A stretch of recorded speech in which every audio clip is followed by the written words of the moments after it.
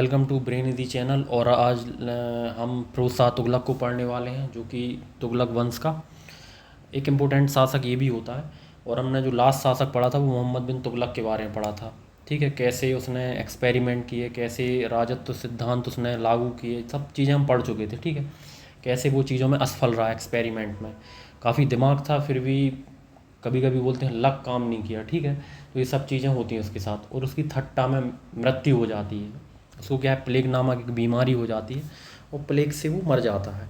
ठीक है, और उसी टाइम क्या होता है, उसका जो चचेरा भाई होता है, क्या नाम होता है, फिरोज शाह तुगलक, वो भी थट्टा में उसका राज्याभिषेक कराया जाता है। कहाँ पे? थट्टा में। ठीक है, एक तो राज्याभिषेक उसका थट्टा में होता है और एक राज्याभिषेक उसका होता है दिल्ली में। 2 बार होता है उसका राज्याभिषेक। ठीक है, अब आगे बढ़ते हैं। अब क्या होता है कि फिरोज शाह तुगलक को जो गद्दी मिली थी वो कांटों का ताज बोल सकते हैं, या बहुत से सारी प्रॉब्लम के साथ मिली थी, क्योंकि मोहम्मद बिन तुगलक के टाइम पे इतनी समस्याएं खड़ी हो गई थी, अब उसको सब सॉल्व करनी थी। ठीक है, तो उसके साथ समस्याएं क्या थी, तो समस्याओं को देख लेते हैं। पहली समस्या तो उसके साथ ये थी कि साम्राज्य के विघटन की समस्या। साम्राज्य के विघटन की समस्या। ठीक है, दूसरी समस्या क्या थी, तो दूसरी समस्या थी किसानों का असंतोष। किसानों का असंतोष। ठीक है, तीसरी समस्या क्या थी भाई, तो तीसरी समस्या जो थी अमीर वर्ग का असंतोष। अमीर वर्ग का असंतोष। ठीक है, और चौथी समस्या सैनिक वर्ग का संतोष। सैनिक वर्ग का असंतोष। ठीक है, पांचवी समस्या क्या थी, इसको देखते हैं। तो जो पांचवी समस्या थी वो उलेमा वर्ग का असंतोष था। उलेमा वर्ग का असंतोष। ठीक है, और छठी समस्या क्या थी, तो जो छठवीं समस्या थी वो राज्य का खाली खजाना। राज्य का खाली खजाना। ये 6 समस्याएं थी उसके टाइम पे। ठीक है, तो हम धीरे धीरे सभी समस्याओं को डिस्कस करेंगे। तो पहली जो समस्या थी वो साम्राज्य का विघटन की समस्या। ठीक है, पहली समस्या क्या थी, साम्राज्य के विघटन की समस्या। साम्राज्य के विघटन की समस्या। ठीक है, तो मेंस के लिए भी इम्पोर्टेंट है, पॉइंट आपको याद रखने हैं। ठीक है, तो साम्राज्य के विघटन की समस्या के मोहम्मद बिन तुगलक के शासन के अंतिम वर्षों में कई क्षेत्र स्वतंत्र हो गए थे। ठीक है, क्योंकि जैसे ही मोहम्मद बिन तुगलक मरता है, सब ने सोचा कि वो मर गया है और सभी क्षेत्र अपने अपने स्वतंत्र हो गए। फिरोज शाह तुगलक ने व्यावहारिक बुद्धि का सहारा लिया और इन क्षेत्रों को दोबारा जीतने की कोशिश की। तो उसने ऐसे 5 अभियान किए थे। तो जो पहला अभियान था उसका, वो बंगाल का अभियान था। बंगाल का अभियान, ये पहला अभियान था। ठीक है, तो बंगाल का अभियान क्या होता है कि बंगाल के विरुद्ध प्रथम अभियान उसने कब किया था, पहले तो डेट याद रखनी है, 1353 में। 1353 में। ठीक है, बंगाल का शासक उस टाइम पे कौन था, इलियास। इलियास, ठीक है, वहाँ का शासक था। अब क्या होता है, जो इलियास शाह होता है, तो इलियास ने अपनी राजधानी पंडवा को छोड़कर एक दला के किरण में शरण ले ली। जैसे ही क्या होता है कि ये जाता है बंगाल, ठीक है, तो यहाँ का शासक होता है इलियास।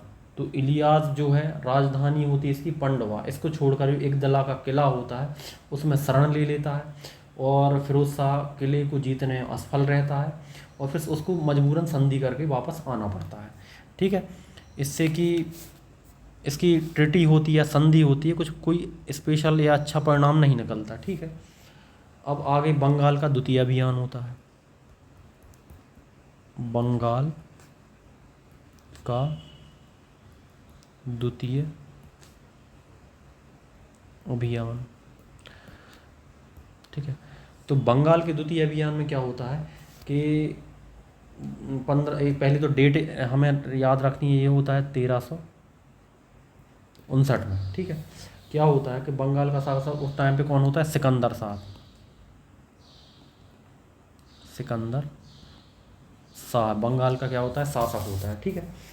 तो ये क्या करता है कि जैसे ही आक्रमण होता है बंगाल में, किसका? फिरोज शाह तुगलक का, तो ये भागकर ये भी एक दला के किले में छुप जाता है या वहाँ शरण ले लेता है, ठीक है।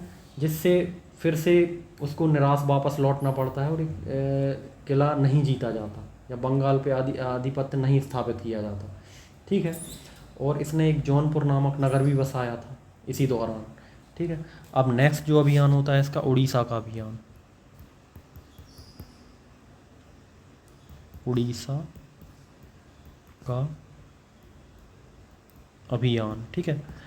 तो अब बंगाल का प्रथम अभियान देख लिया हमने 1353 में, फिर बंगाल का द्वितीय अभियान देख लिया 1359 में। अब होता है उड़ीसा का अभियान, ठीक है। तो उड़ीसा का अभियान कब होता है? जब ये बंगाल के अभियान से लौट रहा होता है।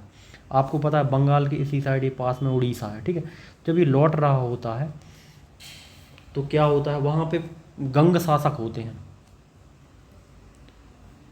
कौन होता है? गंग शासक, ठीक है। यहाँ पर किसका शासन होता है? गंग शासक का, ठीक है। गंग शासक होता है, ठीक है। तो ये जो गंग शासक होता है काफ़ी अच्छा वंश होता है। तो क्या होता है, जब इस पे आक्रमण करता है ये फिरोज शाह तुगलक, तो यहाँ से एक तो जगन्नाथ मंदिर को तोड़ता है, ठीक है। जाजनगर को लूटा जाता है, जिससे गंग शासकों की प्रतिष्ठा पे काफ़ी चोट पहुँचता है और ये वंश यहीं से ख़त्म हो जाता है, गंग वंश, ठीक है। फिर इसके बाद जो यहाँ उड़ीसा में वंश होता है वो होता है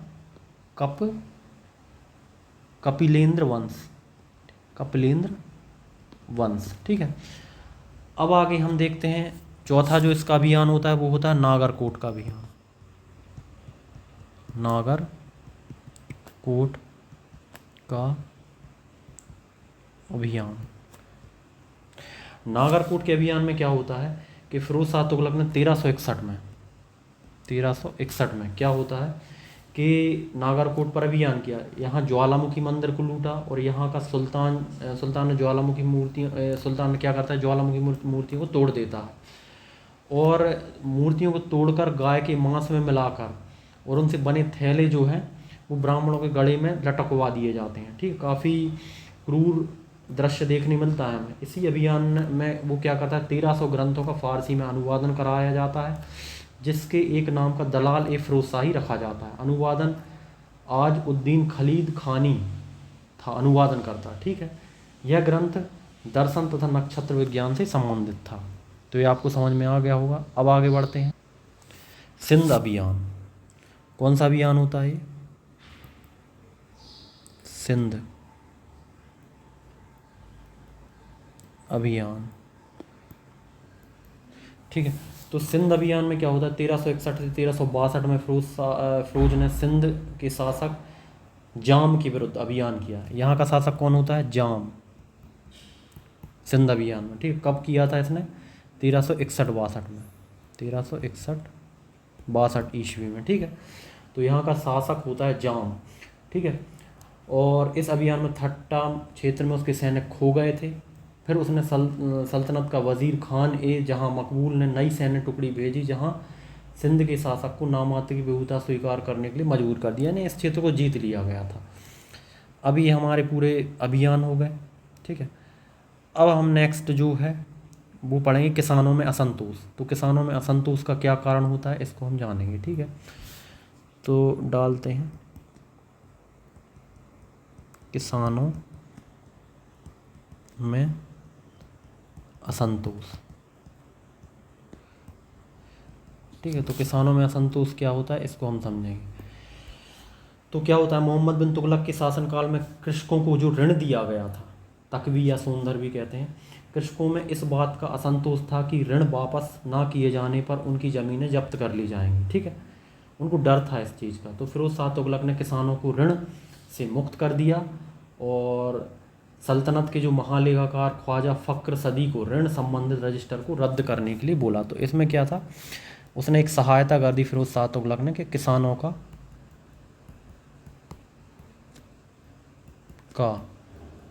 जो ऋण होता है, ऋण माफ़ कर दिया। ठीक है, माफ़ कर दिया। तो इससे क्या होगा, संतुष्ट हो गए। ठीक है, अब एक चीज़ और मैं बताना चाहूँगा, फिरोज शाह तुगलक ही ऐसा फर्स्ट शासक था जिसने सबसे ज़्यादा नहरों का निर्माण करवाया था। सबसे ज़्यादा नहरों का निर्माण, ठीक है, इसी ने करवाया था, जिसमें से 4 नहरें ऐसी थी वो बहुत ज़्यादा इम्पोर्टेंट थी। और पहला सुल्तान जिसने सिंचाई कर भी लगाया। ठीक है, सिंचाई कर, ठीक है, या इरिगेशन टैक्स लगाया था इसने। ठीक है, ये आपको समझ में, सबसे ज़्यादा नहरें 11 नहरें थी इसमें। ठीक है, अब आगे बढ़ते हैं हम। तो आगे अमीर वर्ग का असंतोष समझते हैं। तीसरा क्या है, अमीर वर्ग में असंतोष। ठीक है, अमीर वर्ग में असंतोष क्या था, इसके कारण हम जानेंगे। ठीक है, तो ये क्या होता है कि मोहम्मद बिन तुगलक की नीतियों से अमीर वर्ग असंतुष्ट था, क्योंकि उसकी नीतियाँ ऐसी थी कि वो सभी को फ़ायदा देना चाहता था। ठीक है, अमीर वर्ग को स्पेशल ट्रीटमेंट नहीं देता था वो। फिरोज शाह तुगलक ने अमीर वर्ग को संतुष्ट करने के लिए न केवल असैनिक पद वरन सैनिक पद भी उसने वंशानुगत, यानी जेनेटिकली जो पद होते थे उसने बना दिए। जैसे कि कोई भी बाप होता था, फिर उसका बेटा उस पद पर होता था, फिर उसके परिवार वाले जिसको भी जो भी हों, ठीक है, वो सब वंशानुगत बन गए। ठीक है, और ये बात ख़त्म हो गई, इतना ही था। अब नेक्स्ट जो है सैनिक वर्ग का असंतोष। चौथा क्या है, सैनिक वर्ग में असंतोष। सैनिक वर्ग में असंतोष क्या था, इसको देख लेते हैं।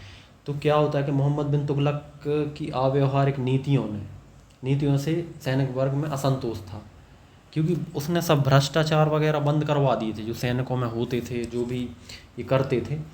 तो इससे असंतुष्ट, ये जो एक्स्ट्रा जो कमाई के साधन थे इनके सबके बंद हो गए थे, जैसे नाखुश हो गए थे ये सभी। और फिर फिरोज शाह तुगलक आया, उसने पुनः भ्रष्टाचार को बढ़ावा दिया। ठीक है, तो इनका भी संतुष्ट हो गए। अब नेक्स्ट हम बढ़ते हैं उलेमाओं का असंतोष या उलेमा वर्ग का असंतोष। उलेमा वर्ग का असंतोष। उलेमा वर्ग का असंतोष क्या होता है, इसको देख लेते हैं हम। ठीक है, तो उलेमा वर्ग का जो असंतोष होता है, मोहम्मद बिन तुगलक की आदर्शवादी नीति से उलेमा वर्ग असंतुष्ट हो जाते हैं। फिर वो उसने जो अपना राज्य स्थापित किया था वो मुस्लिम धर्म पे नहीं चला रहा था। ठीक है, ठीक है, उसने जो भी उसको प्रजा के लिए अच्छा लगता था उसी के अकॉर्डिंग वो अपने राज्य को प्रशासित करता था। ठीक है, लेकिन जैसे ही फिरोज शाह तुगलक आता है, वो क्या कर रहा है, शरीयत के आधार पे क्या चलाने लगता है, राज्य को चलाने लगता है या प्रशासन को चलाने लगता है। ठीक है, तो यही होता है। और इस्लाम धर्म को राज्य शासन का वो आधार बना लेता है। कुल 24 प्रकार के टैक्स होते हैं इसमें, 24 प्रकार के टैक्स। इनको सबको हटा के शरीयत के हिसाब से, जैसे जजिया, ज़कात, खरात, खम्स, इन टैक्सों को, जो मेन टैक्स होते थे इस्लाम में 4 टैक्स होते थे। ठीक है, जजिया, ज़कात, खम्स, खरात, इनको लागू कर देता है। ठीक है, वो ब्राह्मणों पर भी जजिया लगाता है। ठीक है, प्रथम शासक फिरोज शाह तुगलक प्रथम शासक होता है जिसने ब्राह्मणों पर जजिया लगाया था, तो जजिया को खरात से पृथक कर दिया था। ठीक है, हालांकि हम उसमें पढ़ते, जब मैंने मेडिएवल हिस्ट्री आपको पढ़ाई थी तो आपको पता है ब्राह्मणों पर जजिया लगाने वाला प्रथम शासक जो था वो मोहम्मद बिन कासिम होता है। तो इसे हम देख चुके थे, लेकिन ठीक है, इसने भी लगाया था। तो अब आगे बढ़ते हैं। ठीक है। हाँ, इसने एक चीज़ और की थी कि जो मुस्लिम स्त्रियां थीं जो मज़ार पे जाती थी, जो सूफी संत, जो उन पर भी पाबंदी लगा दी। ठीक है। और मुसलमानों के लिए जो हज पर जाने के खर्च के लिए इसने पैसे देना शुरू कर दिया। ठीक है, ये थोड़े से इसके कार्य थे। ठीक है।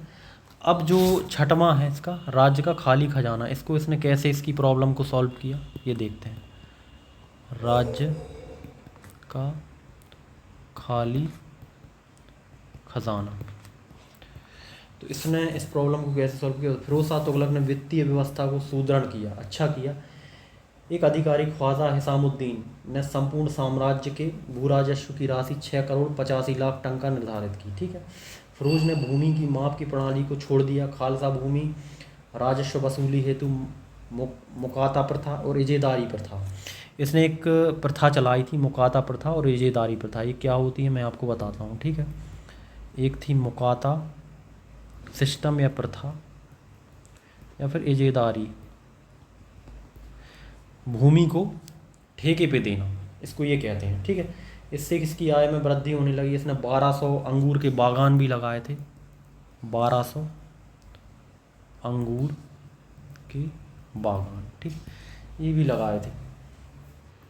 अब इसकी कुछ लोक कल्याणकारी नीतियाँ देखते हैं हम। लोक कल्याणकारी नीतियाँ क्या थी? तो लोक कल्याणकारी नीति कुछ नहीं थी, इसने कुछ चीज़ें छूट दे दी थी मुस्लिम वर्ग के लिए, इसने ज़्यादा किया था उस टाइम पे। तो इसने एक दीवान खैरात का निर्माण किया था, दीवान ए खैरात। ठीक है। ये दीवान खैरात बनाया था जो उसने गरीब मुसलमानों के लिए बनाया था, सहारे के लिए। ठीक है। इसमें शादी वगैरह के लिए भी धन इकट्ठा किया जाता था, रोजगार ब्यूरो भी बनाया। एक और बनाया था दीवान इस्तिहाक,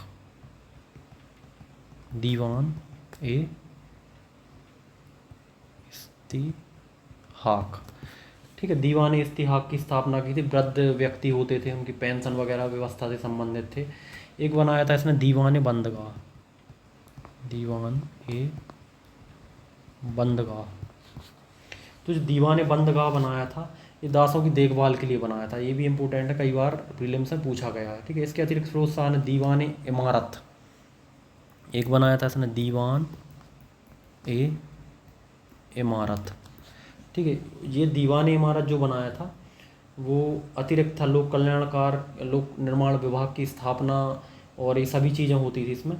फिरोज शाह तुगलक ने टोपरा या मेरठ में अशोक द्वारा निर्मित 2 स्तंभ अभिलेख को भी दिल्ली मंगवाया था। ये बहुत ही इंपॉर्टेंट है। ठीक है। टोपरा में स्थित अशोक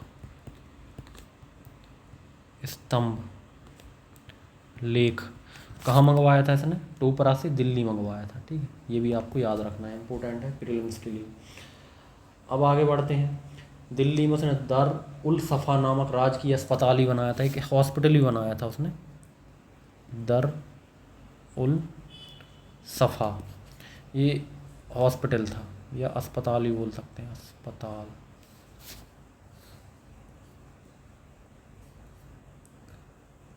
अस्पताल, ठीक है, या हॉस्पिटल। ठीक है, ये बनाया था।